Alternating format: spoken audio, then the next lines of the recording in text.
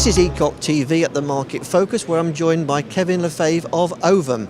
Kevin, you gave a presentation at the Market Focus, some of the latest figures coming out of Ovum, but there was a fascinating focus on China. What were some of the highlights? Yeah, thank you, Brian. Yeah, so a couple of things within China that we're seeing here. Certainly you've got China Telecom, China Mobile, and China Unicom are the big players, or at least three big players, that are within the data center market and really expanding and growing. They have over 500 facilities right now. However, there is another group that's out there that is even expanding faster, and that's Baidu, Tencent, and Alibaba. And they're growing because of their customers. They're customers in the space of gaming and purchasing, online purchasing, and mobile videos. Those customers are just gobbling up, just grabbing as much data as they can, which is requiring these three carriers, ISPs, to really expand their data center footprint throughout China. The challenge, at least on the China Mobile, China Unicom, and China Telecom, is that they only allow their fiber to come in their facilities. This is a really hampering the other three players, which is one of the other reasons why they're expanding and growing. They are going down the path of the 100G and will continue to expand as they're gathering more and more customers. So do you think they'll overcome that slight problem of having to sort of provide all their own data centers? No. I think they like it because that gives them more control. They can take and put the data centers more towards their end customers. And one of the biggest issues in China that we're having right now is efficiency.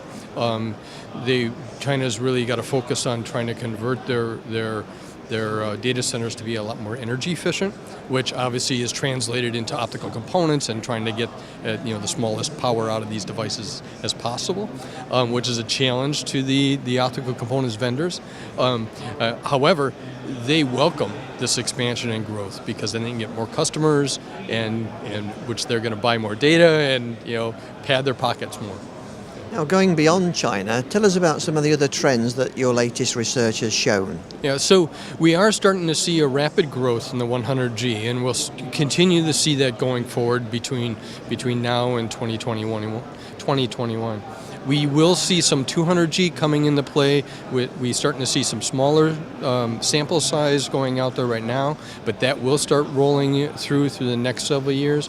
And certainly we are starting to see a small decrease within 40G, but I'm not ready to be the one to call it dead. I'm sure there will always be somebody out there that will be using it, and we'll always see some very, very, very small numbers going forward with it.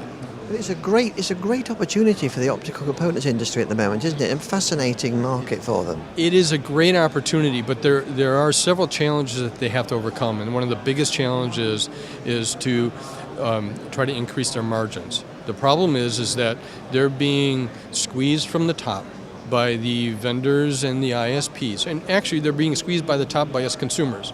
As consumers, we want infinite data for $0. Right. Well, and that gets translated to the Verizons and the China Mobiles and everything else, which then gets translated eventually down to the component supplier, which is the ones that are at the beginning of the food chain, to say you're the ones that got to squeeze your margins.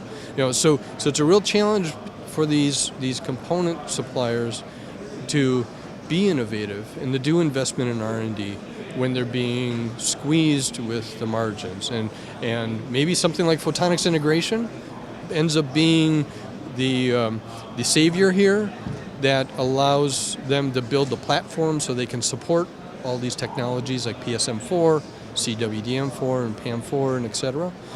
So it's easy for them to convert from one to another.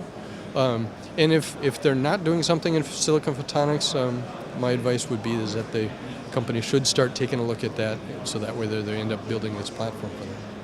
Kevin, thank you very much for talking to us. And thank you, Brian.